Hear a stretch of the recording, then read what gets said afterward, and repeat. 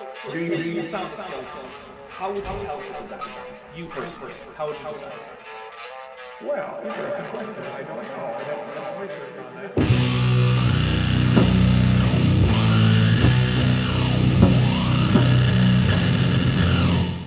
Hey YouTube, the Dapper Dinosaur here. Well, we all knew it was coming. Part 3. No sense standing on ceremony. Get your face protection, screen protection, and intoxicant of choice, if you're of age. And let's dive into the stupid. Is it just me, or can things that evolutionists claim take long amounts of time actually happen very quickly? Pangea? You mean the supercontinent? Yeah, I was just reading about it for this week's homework. Let's see, it was page 162. Now, right here, they believe all the continents were together to form Pangea 225 million years ago. But not everyone agrees, right? Yeah, not everyone agrees. You know, people who don't know what they're talking about, like creationists, or who are just intellectually dishonest, like professional creationists, don't all agree. Although, oddly enough, some of them do, claiming that Pangea represents the antediluvian world. True. Thousands of scientists believe in fast continental sprint rather than slow continental drift. The speed of continental drift is dependent on the flow of the mantle underneath the crust. The mantle here is quite hot, but is also under immense pressure and so exists in a state that, while technically liquid, is very close to a solid. The resistance to flow in a fluid is called its viscosity. Viscosity is measured in a unit called poise, which breaks down into centimeter gram seconds. The technicalities of exactly how that's measured isn't too important right now, but for reference, the viscosity of water is almost exactly 1 centipoise. That is, 1/100th of a poise. The viscosity of honey is 12,200 centipoise. The viscosity of the upper mantle is about 2/6,500 quintillion centipoise. That's such a high number that you can't really conceptualize it. A liquid with that viscosity would be indistinguishable from a solid on a human timescale. You could cut it, saw through it, build a house out of it, and you wouldn't notice that it was a liquid and not solid in your lifetime. In fact, the blacktop that roads are made out of is actually a high viscosity liquid, one with a viscosity that is less than a quadrillionth that of the Earth's mantle. I want you to keep this in mind while creationists talk about the continents racing over the globe. They are trying to get the mantle to flow at these speeds. One famous scientist by the name of Dr. John Baumgartner created a computer model for plate tectonics that thousands of geophysicists use to investigate Earth processes. His model has given us an understanding of how the continents split apart thousands, not millions of years ago. Near as I can tell, Dr. Baumgartner is barely a geologist. He has, from what I can tell, published a total of 4 papers in over 30 years. That's barely a publication record at all. None of his papers have more than 100 citations. He was associated with the widely discredited rate study, and his professional work is at the Los Alamos National Laboratory, a nuclear weapons research facility, not a geology research facility. As a side note, I've been there. It's nice, but in the middle of nowhere. He hasn't published in a reputable journal in about 12 years as of the time of this video, so citing him as an authority is a bit of a stretch. Oh yeah, isn't he the creator of Terra? Yep. In 1997, the US News and World Report reported Terra was created by a Los Alamos lab scientist, the world's preeminent expert in the design of computer models for geophysical convection, the process by which the Earth creates volcanoes, earthquakes, and the movement of the continental plates. Terra is not a general-purpose geophysics model. It was explicitly designed to model a flood and arrive at an Earth like the one we see today.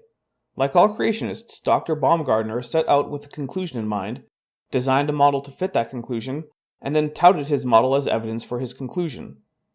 A Google Scholar search for the model doesn't even turn up Baumgartner's Institute for Creation Research published paper as the top term. It has had no impact, and it is not a serious scientific model. Really, the fact that only the ICR was willing to publish it should be a big red flag, as they will publish about anything that supports their desired conclusion and that sounds scientific. They are the very epitome of a pseudo-scientific rag that exists to give their agenda a veneer of scientific credibility it does not deserve. Didn't he show that they can also move very quickly? No, he claimed that they could. But remember that viscosity problem? Yeah, the amount of energy it would take to go from a Pangea to modern Earth in the time span of the flood of Noah would be enough to just melt the Earth. Which I suppose would lower the viscosity of the mantle, so he's got that going for him. Creationists never seem to be able to grasp the scale of the numbers involved in these models. It's kind of like flat earthers, no sense of scale. And to be fair, human brains aren't equipped to handle scales outside of their normal experience. So, their intuition breaks down really fast outside of their normal daily lives. Right, but because the theory of evolution takes a long period of time to supposedly happen, many only accept uniformitarian ideas. First, uniformitarianism is simply the application of the scientific method to geology. It is simply the idea in geology that the physics of today are the physics of yesterday, and so if physics today can be observed producing a particular geological feature, then the parsimonious conclusion by default is that similar features in the past were produced by similar processes.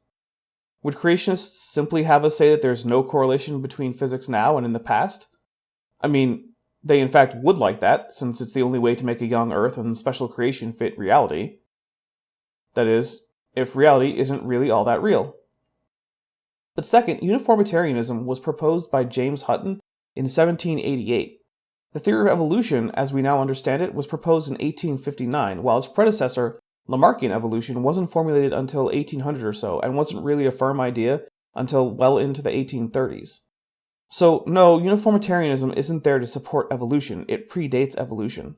The fact that the two fit together well is just further testament that both are true. Uniform a who?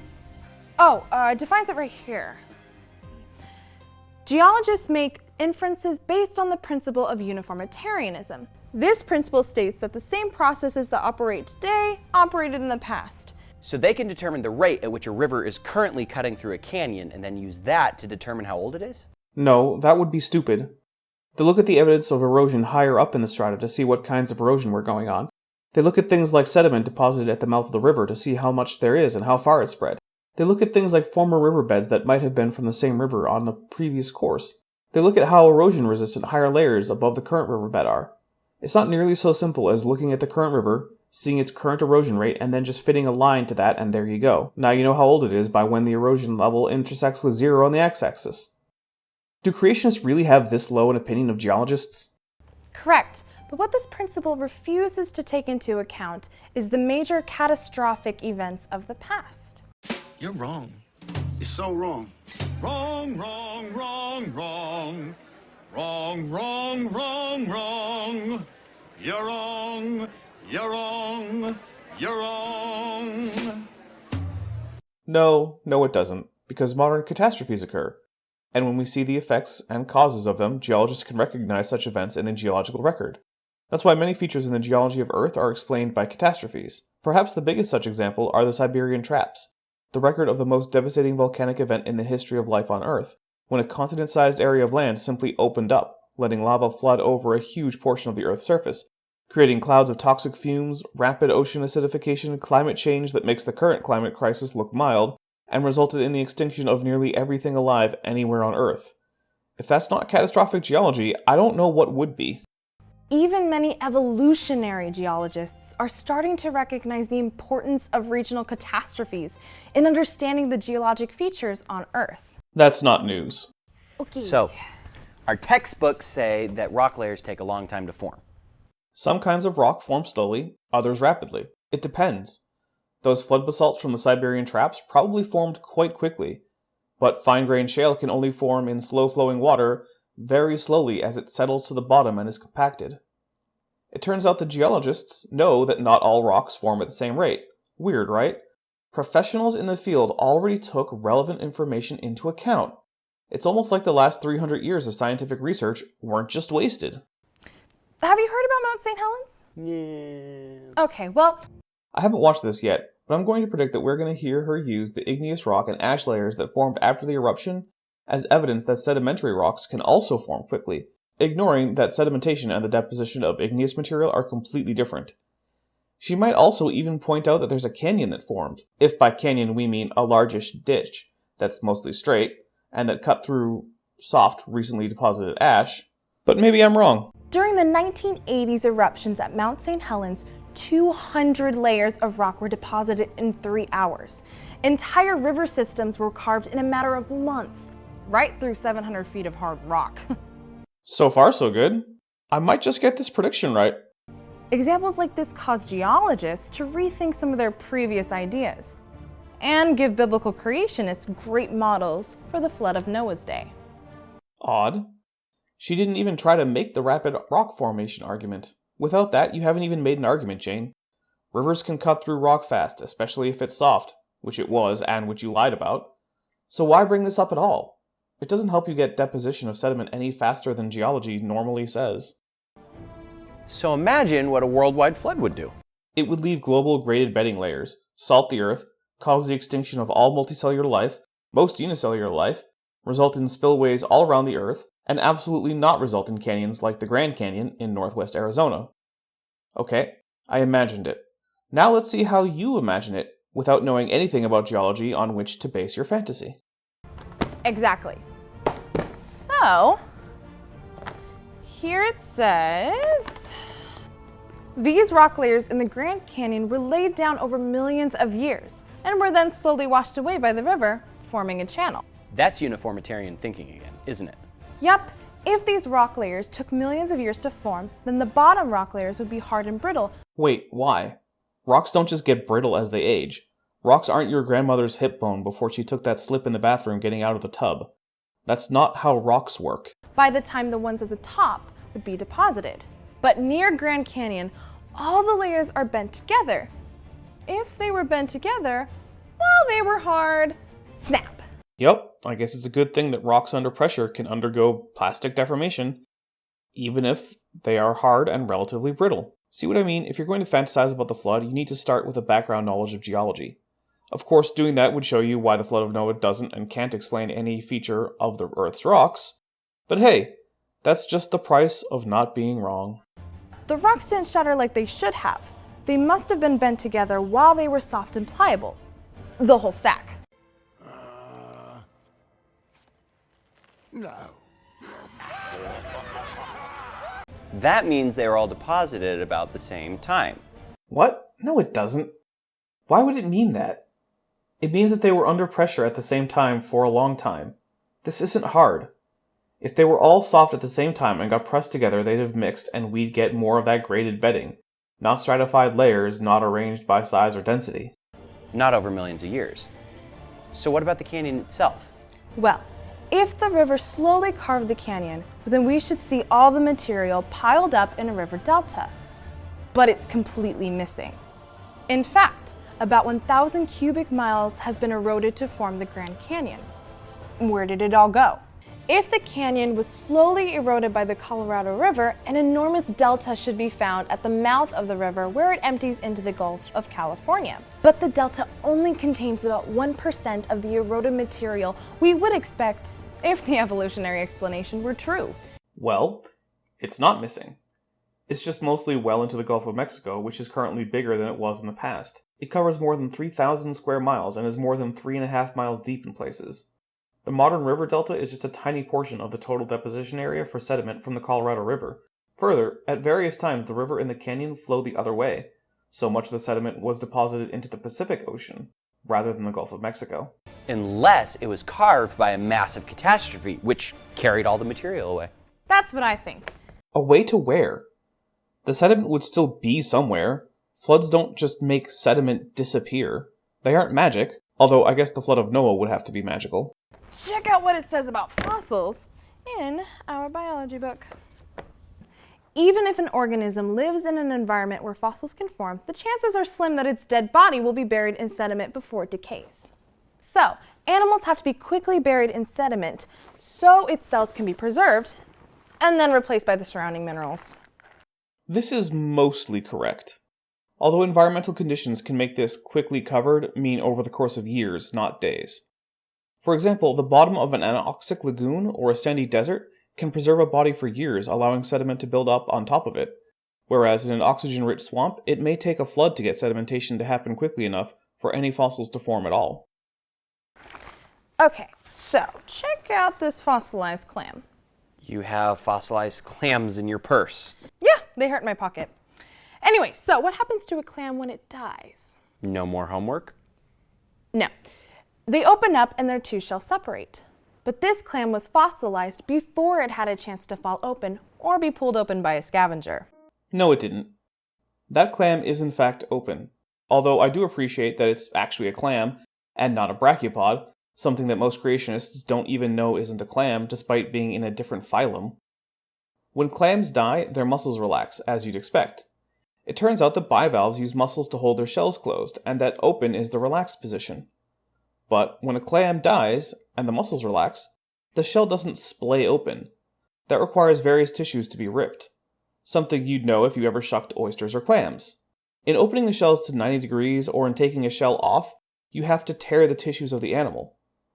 So all that happened to this clam was that it died and opened, but it wasn't eaten before it was buried. This isn't that unusual. They've also found fossils of a fish coming out of another's mouth. How quickly did that get fossilized? I don't know offhand, but why does a fish dying while trying to swallow something too big for it and then being fossilized mean that it had to be fossilized too quickly for modern taphonomy to account for? Side note, taphonomy is the study of how fossils form. Not fast enough. Or what about a marine reptile caught giving birth? Again, dying in childbirth then being fossilized isn't any harder to explain than dying in any other way and being fossilized. And they found many dinosaur bones with red blood cells, soft tissue, proteins, and even DNA. How quickly would that have to be buried before it deteriorated? And have it last for 70 million years? There's no way. Here's the discoverer of that very soft tissue that they were talking about, Dr. Mary Schweitzer, talking about this very issue. It is interesting in the note that the rates program that the Young Earth Creationist had, all of them actually agreed that the isochron dating methods did indicate an old Earth, and that the physics was correct, except that they were trying to find a way to say that decay constants had changed. But they did acknowledge that these dates are accurate within the framework of the science that we know to be the case, as now. So I wanted to point that out. That that bugs me. Why would God try to trick us?